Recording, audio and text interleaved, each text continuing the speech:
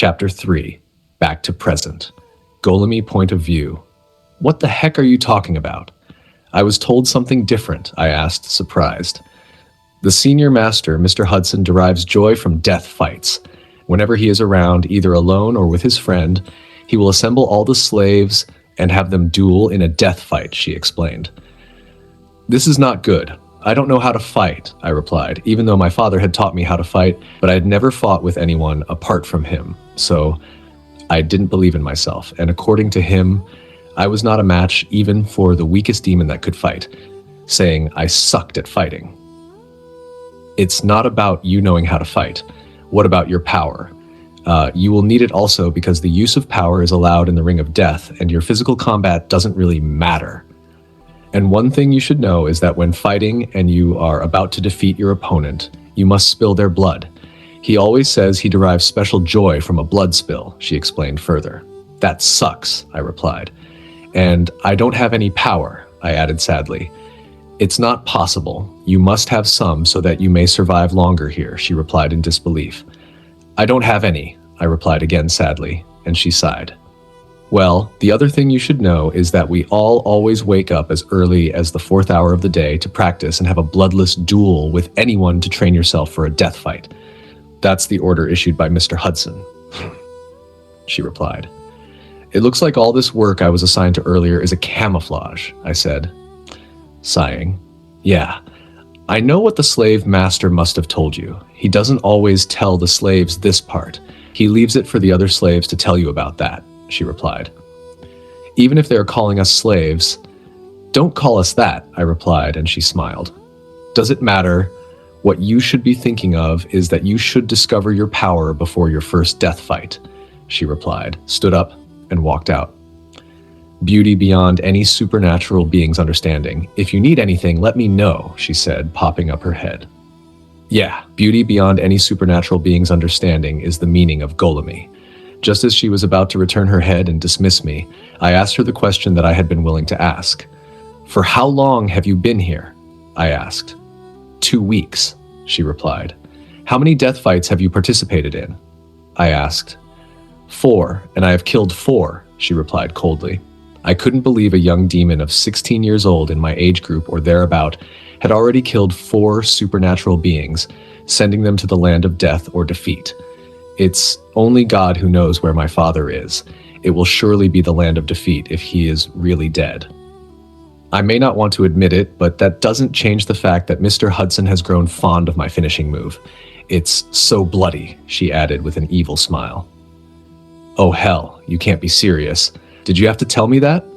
I replied to her, and she smacked evilly, and I started to doubt her.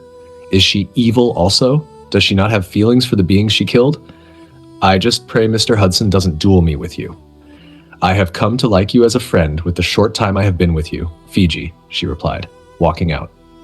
Fiji, in demonic language, means peace. It's also a way of saying I am leaving peacefully, or greeting if used at the beginning of our language.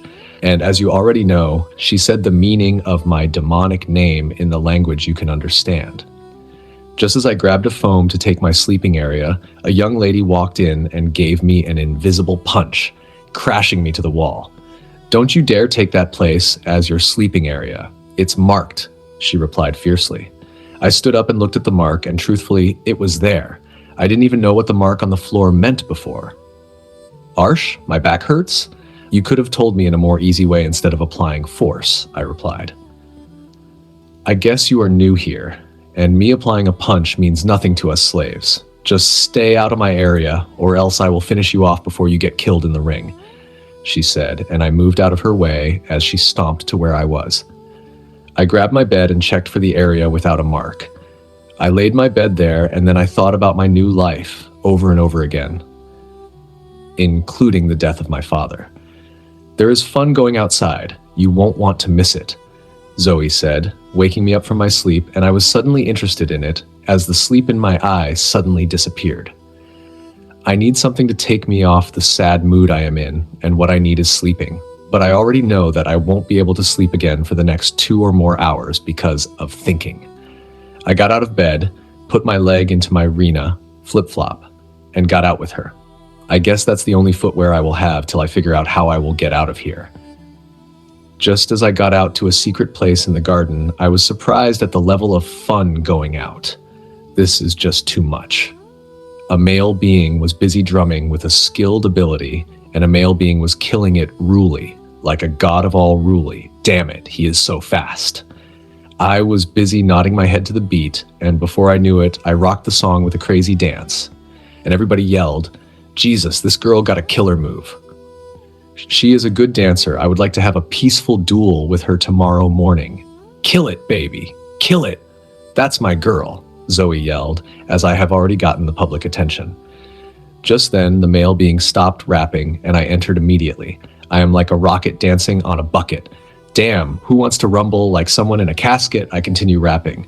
Common baby, I love you already. You are already an icon to me, Zoe said, nodding her head to my Ruli as the drummer was not getting any tired. Well, we supernatural beings don't get tired easily, not when drumming, but we can defeat each other. That's the reason why we can kill ourselves and send each other to the land of death to reincarnate back in either hell or under heaven in the next 1,000 years. Well, one thing you should know is that my father can't die. Neither can I. The problem is that the land of death is also known as the land of defeat. It is a place you are stuck in for being so weak that your fellow paranormal beings defeat you. You can only come out of that place after staying there for 1,000 years, which is pretty far. So, my daddy is stuck there, and that makes me sad and heartbroken that I won't see my father again for the next 10,000 years. I will only see him back if he serves his defeated punishment. It can be likened to a death because of the suffering there. The door to the land of defeat is located at Hell, my motherland, not Hellfire that is meant for humans and those demons that God is waiting to send them there after he ends the world and judges humans. But no one has access to the land of defeat, death. I kept on rapping and the public kept on yelling, "Yeah, yeah, yeah!" "You are killing it, baby," a guy yelled from the crowd. Just as I ended my Ruli rapping, the crowd yelled very loudly, "Young lady, did you get something to eat at this rester or not?" A male being who is way mature asked. Rester is a time in hell and heaven when we rest. One of our punishments as a demon and fallen angel is that we are cursed with sleeping. The demon sleeps when hell's atmosphere turns more reddish, while in under heaven, the atmosphere turned gray and beautiful. And we rise in hell when it goes back to normal red, while in under heaven, it goes back to the shiny bright color atmosphere. "No, I have not eaten," I replied. Darn it. I should have asked Zoe about how they always eat. "Over here," he said, handing me a very huge meal in a takeaway plate, and I collected it.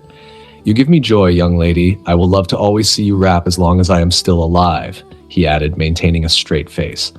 "Thanks," I replied with a bright smile. He may not be showing it in his eyes, but I am damn sure I really give him joy with my Ruli. "Get me another food, Ralph," he ordered, and Ralph walked away.